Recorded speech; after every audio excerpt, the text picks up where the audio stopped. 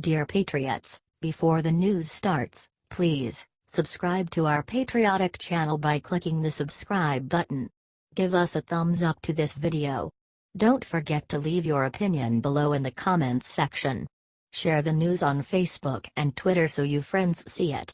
Thank you. One of the people in this photo found dead, body pulled from the Potomac. Media silent. Federal agent Kurt Smolek was found dead after going missing on Monday. His body was pulled from the Potomac on Wednesday. Smolek was a diplomatic security special agent with the State Department, according to Whio.com. This is sad. He was pulled from the Potomac on Wednesday. The cause of his death is unknown. Smolek was a 1998 Dayton Police Academy graduate and was a member of Condoleezza Rice's security team, according to Whio. According to DC Metro Police, Smolek was seen on Monday, August 28, within the vicinity of the 600 block of Water Street, Southwest. It's sad that he has passed. He was described as white with brown hair, brown eyes, 5 feet 8 inches and 190 pounds. Christian Schurman, the Deputy Assistant Secretary of State and Assistant Director for International Programs, gave the following statement to Spero News on Thursday. It is with great sadness that I share with you the news of the death of Diplomatic Security Special Agent Kurt Smolek. Kurt was found deceased today and the DS, Diplomatic Security Agency, is working closely with local authorities to investigate the circumstances of his death. Please keep the Smolek family in your thoughts and prayers during this difficult time. Share this if you think that it's time to drain the swamp. There is something fishy going on in Washington. We need to stop the calendar and drain the swamp. The people that are fighting for socialism or whatever in our government must be stopped.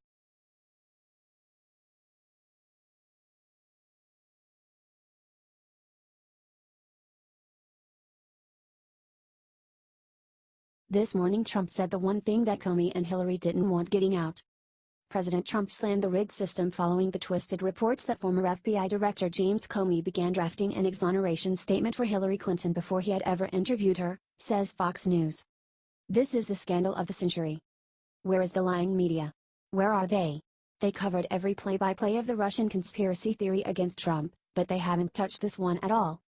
The president is talking specifically about the allegations made yesterday by Senate Judiciary Committee Chairman Chuck Grassley and Senator Lindsey Graham. We covered that yesterday. You can read more on that by clicking the link here. Here is what Tucker Carlson had to say about the issue. Conclusion first, fact-gathering second, that's no way to run an investigation, Chuck Grassley and Graham wrote in a letter this week to the FBI. The FBI should be held to a higher standard than that, especially in a matter of such great public interest and controversy. According to the unredacted portions of the transcripts, it appears that in April or early May of 2016, Mr. Comey had already decided he would issue a statement exonerating Secretary Clinton, the senators said. This is the scandal of the century and needs to be reported as such. The entire cabal is covering up this story. It won't get traction on Facebook, it won't get traction on CNN or most cable for that matter. It's up to us to literally share this everywhere and bring down the crime syndicate that runs our government.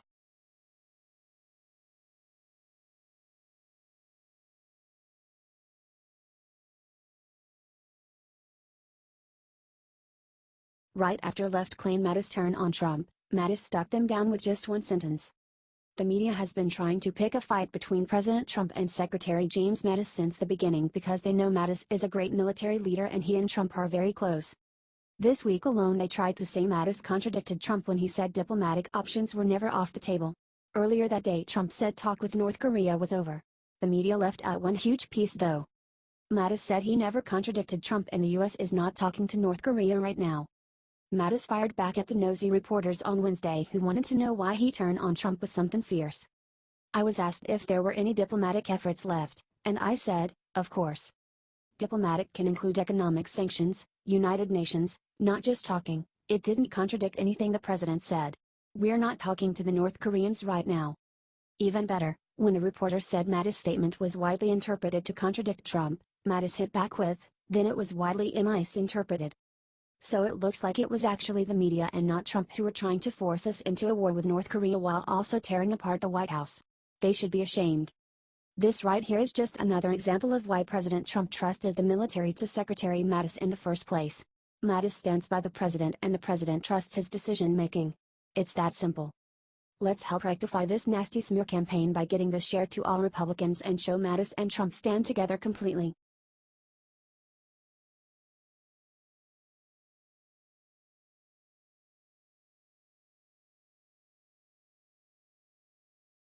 Top Florida official spills beans on voter fraud. The Democrats don't want this getting out. President Trump refuses to back down from the claims that illegal aliens voted in the election. This will not be seen on the mainstream media. This is the kind of news that Anderson Cooper has nightmares about.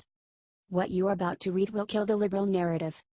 According to the Daily Signal, Broward County Elections Supervisor Brenda Snipes is defending her office against a lawsuit brought by the American Civil Rights Union. According to the case, the rolls are inflated with non-citizens and felons and other ineligible voters. On July 31, the South Florida Sun-Sentinel reported that Snipes acknowledged the processes her office has been using aren't perfect and that some non-citizens and felons have voted despite not being eligible, especially right before major elections, when groups are actively registering new voters.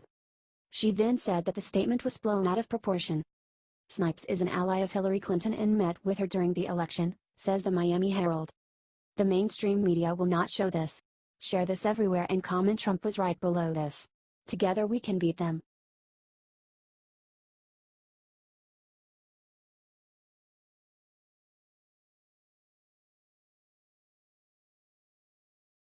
New report on left-wing SBLC shows exactly where their money is going. And it's wicked. Some new revelations are plaguing leftists' favorite hate-spouting charity, the Southern Poverty Law Center. New records being released show that the tax-exempt charity is funneling millions of dollars to offshore bank accounts, according to the Washington Free Beacon. In 2015, the SBLC received $50 million in donations and had $320 million in net assets. Its business income tax return from 2015 also shows that the center has financial interests in Bermuda, the Cayman Islands, and British Virgin Islands. In 2015, SBLC sent $2,200,000 to an entity incorporated in the Cayman Islands. Another $2,200,000 was sent to a different fund in the Cayman Islands, a fund with exactly the same address as the first fund. The Free Beacon interviewed Amy Sterling Castle, CEO of consultative firm Pacific Human Capital. She said of these revelations, "I am stunned to learn of transfers of millions of offshore bank accounts. It is a huge red flag and would have been completely unacceptable to any wealthy, responsible, experienced board member who was committed to a charitable mission who I ever worked with." But the rabbit hole goes even deeper. Top executives at this charity make six-figure incomes while spending comparatively little on legal services to help the poor and disempower their supposed mission. They have 75 lawyers on their staff but had only spent $61,000 on legal services in 2015. The SBLC is known for producing a hate map of organizations it calls domestic hate groups. This list includes conservative organizations in the mainstream right next to neo-Nazi and white nationalist groups. Pacific Justice Institute, a pro bono legal service provider working to defend civil liberties, was put on the hate list. CEO Brad Dacus said this. Why is the Southern Poverty Law Center doing this? It's simple. They want to vilify and isolate anyone that doesn't agree with their very extremist leftist policy and ideology. This isn't about defending civil rights, this is about attacking civil rights. The SBLC seems like a corrupt organization, yet leftists keep legitimizing it by donating money and airtime. Let's spread the word of who they really are by sharing this post 10,000 times. HT Washington Free Beacon.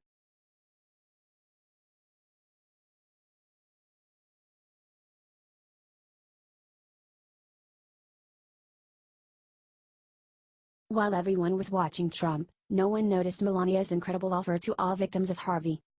President Trump and Melania went to Texas on Tuesday to check out the damage from Hurricane Harvey and offer words of support and encouragement to the victims of the storm.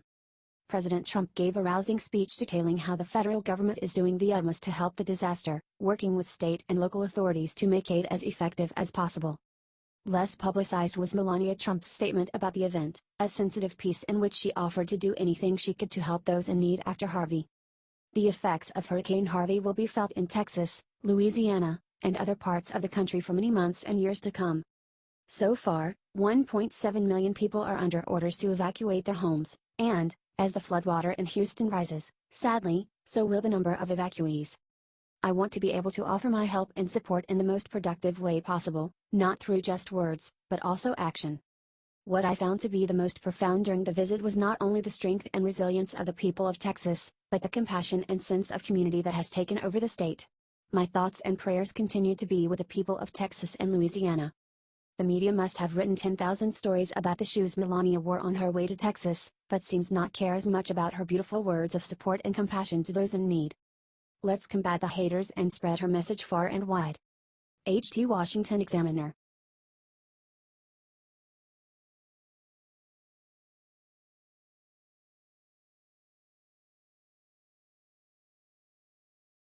Reporter just attacked Trump over hurricane. What Sarah Sanders said next blew her mind.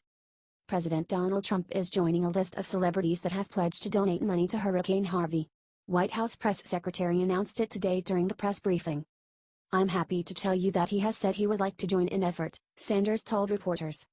He will pledge proudly $1 million of his own personal money to help the people in Texas.